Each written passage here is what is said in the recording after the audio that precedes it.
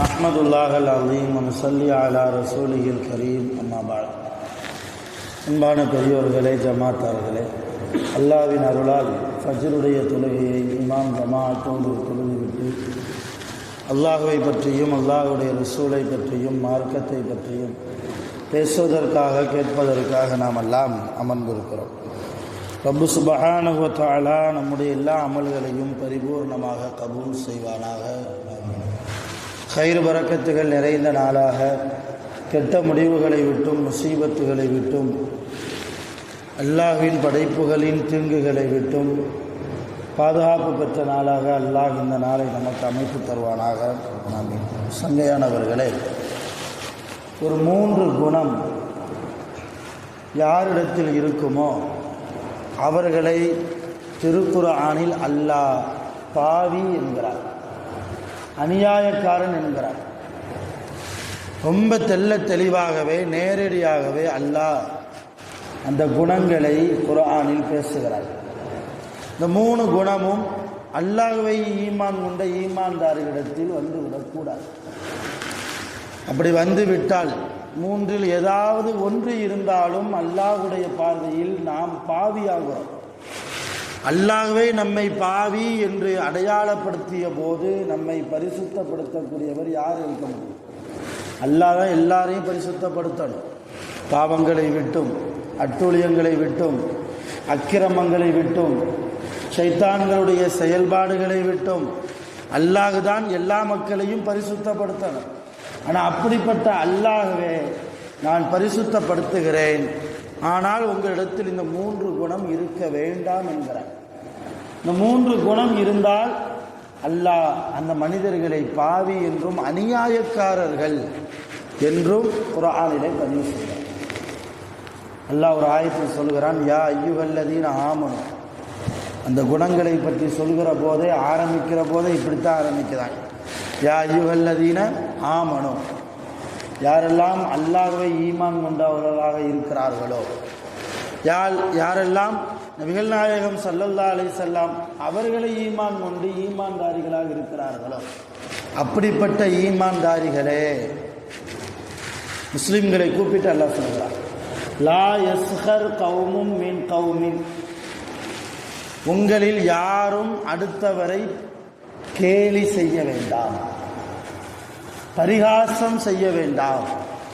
அடுத்தவரை கேலி செய்வது, பரிகாசம் செய்வது, இதுவெல்லாம் அல்லாஹ்வுக்கு பிடிக்காத குணம். இன்னும் சொல்ல போனால் அல்லாஹ்விடத்தில் நம்மை பாவியாக நிற்க வைக்கிற குணம். அல்லாஹ்வுக்கு முன்னால் நம்மை அநியாயக்காரர்களாக அடையாளப்படுத்துகிற குணம்.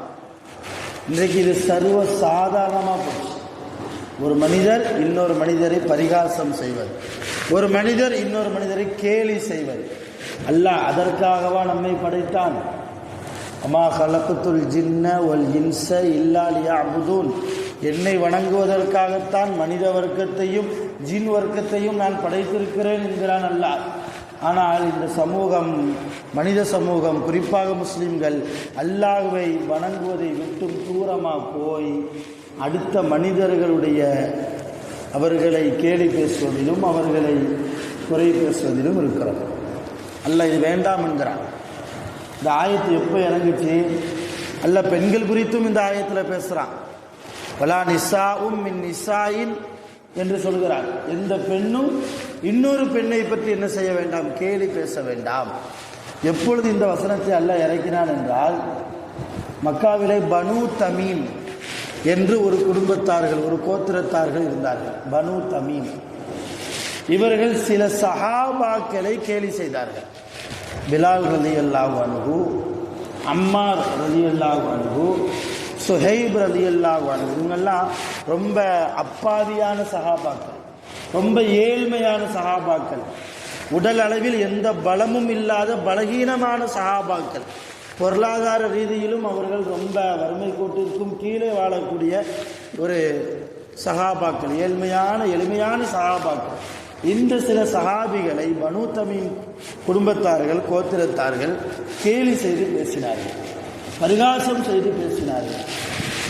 இந்த ஆண்கள் சம்பந்தமாகத்தான் இந்த ஆயத்து இறங்கியது. அதே போன்று பெண்கள் சம்பந்தமாக இந்த ஆயத்து இறங்குவதற்கு என்ன காரணம் என்றால், நபி ஸல்லல்லாஹு அலைஹி வஸல்லம் அவர்களுடைய மனைவிமார்களில் ஒரு மனைவி அம்மா உம்மு சலமா ரலியல்லாஹு அன்ஹா.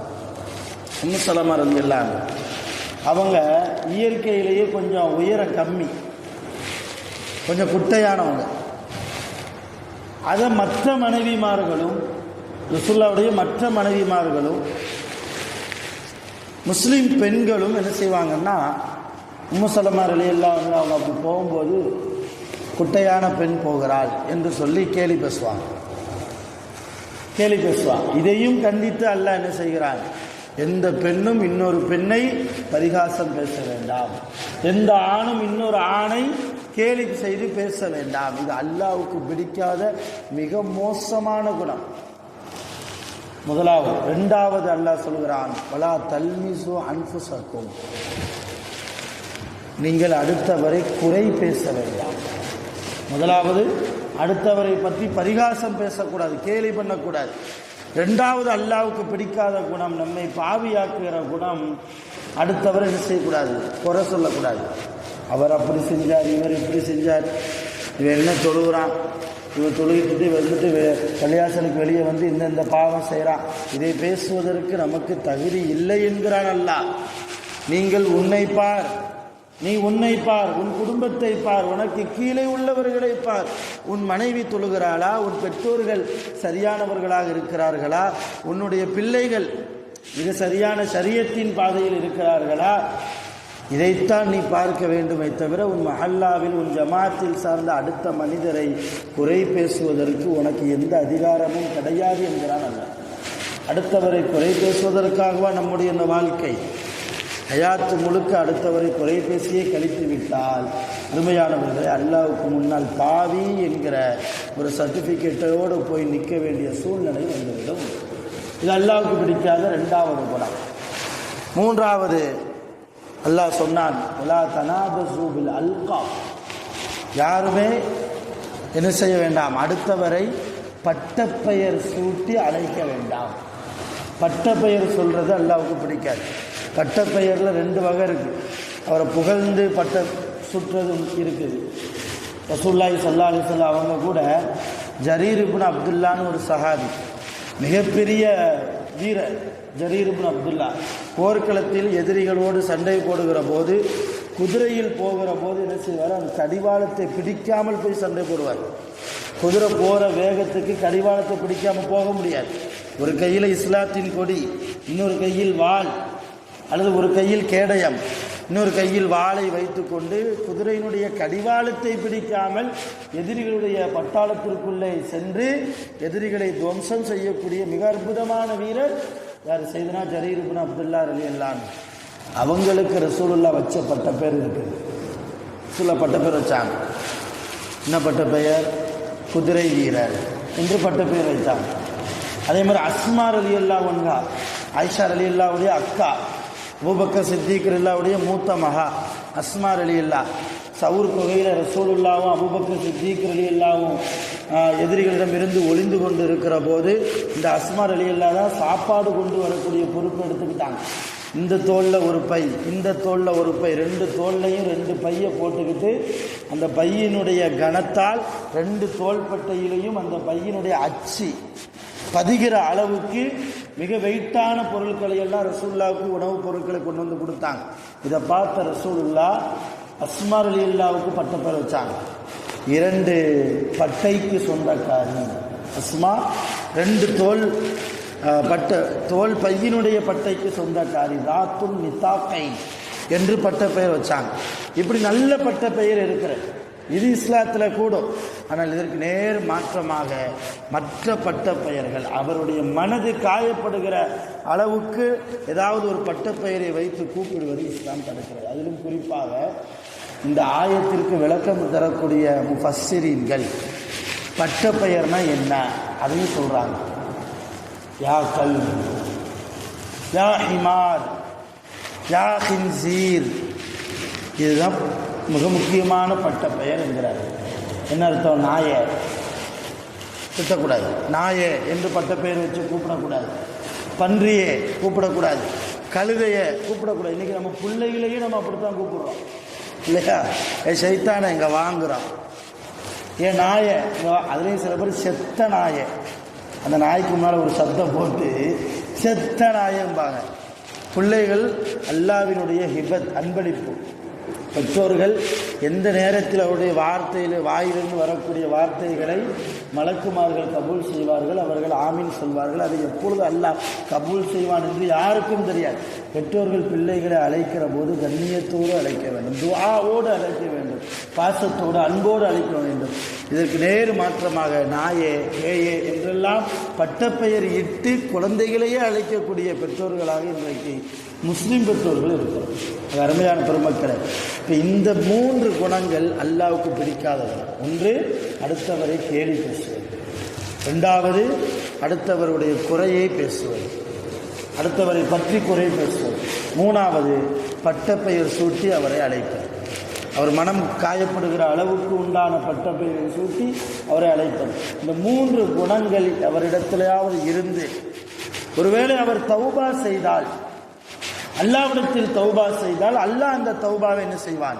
அங்கீகரிப்பான். ஆனால் வமல்லம் யதுப், ஒருவேளை அவன் தௌபா செய்யவே இல்லை என்றால் ஃபஉலாயிக ஹுமுல் ஸாலிமூன், அவன் அநியாயக்காரன். அப்படி புறம் பேசுபவன், குறை பேசுபவன், அடுத்தவர்களை கேலி பேசுபவன், அடுத்தவர்களை பட்டப்பெயர் சூட்டி அழைப்பவன், இவனெல்லாம் அநியாயக்காரன் என்கிறான். அது அருமையான பெருமக்களை, நாம் தொழுகிற தொழுகைக்கு ஒரு பிரயோஜனம் இருக்க வேண்டும் என்றால், நாம் செய்கிற இபாதத்துகளுக்கு அல்லாஹ்விடத்தில் மகத்தான கூலிகள் நமக்கு கிடைக்க வேண்டும் என்றால், இது போன்ற அல்லாஹ்வுக்கு பிடிக்காத குணங்களை விட்டும் நாம் தவிர்ந்திருக்க வேண்டும். ஒமா ஆத்தாக்கும் ஒரு ரசூலு ஃபஹுது, அல்லாஹ்வுடைய ரசூல் உங்களுக்கு என்னத்தை கொண்டு வந்தாங்களோ அதை எடுத்துக்கொள்ளுங்கள். ஒமா நஹாக்கும் அன்ஹு ஃபன்தஹு, அல்லாஹ்வுடைய ரசூல் உங்களை எந்த காரியங்களை விட்டும் எந்த குணங்களை விட்டும் விலகி இருக்க சொன்னார்களோ அந்த குணங்களை விட்டும் காரியங்களை விட்டும் தீங்குகளை விட்டும் தீமைகளை விட்டும் நீங்கள் விலகி நடந்து கொள்ளுங்கள் என்று அல்லாஹ் சொன்னதற்கு ஏற்ப நம்முடைய வாழ்க்கையை நாம் அமைக்க வேண்டும். வல்ல ரஹ்மான் அப்படிப்பட்ட நல்ல நசீபுள்ள அல்லாஹ்வுடைய ரஹ்மத்து நிறைந்த பரக்கத்து நிறைந்த வாழ்க்கையாக நம் அனைவருடைய வாழ்க்கையும் அல்லாஹ் ஆக்கி அருள் புரிவானாக. ஆகிர் தஅவானா அல்ஹம்துலில்லாஹி ரப்பில் ஆலமீன். சுப்ஹானல்லாஹி வபிஹம்திஹி, சுப்ஹானக்கல்லாஹும்ம வபிஹம்திக, அஷ்ஹது அன் லா இலாஹா இல்லா அன்த, அஸ்தக்ஃபிருக வ அத்தூபு இலைக். ஆமீன். சுப்ஹான ரப்பிக ரப்பில் இஸ்ஸத்தி அம்மா யசிஃபூன், வ ஸலாமுன் அலல் முர்ஸலீன், வல்ஹம்துலில்லாஹி ரப்பில் ஆலமீன். ஸல்லல்லாஹு அலா முஹம்மத் ஸல்லல்லாஹு அலைஹி வஸல்லம். ஸல்லல்லாஹு அலா முஹம்மத் ஸல்லல்லாஹு அலைஹி வஸல்லம். ஸல்லல்லாஹு அலா முஹம்மத் யா ரப்பி ஸல்லி அலைஹி வஸல்லம்.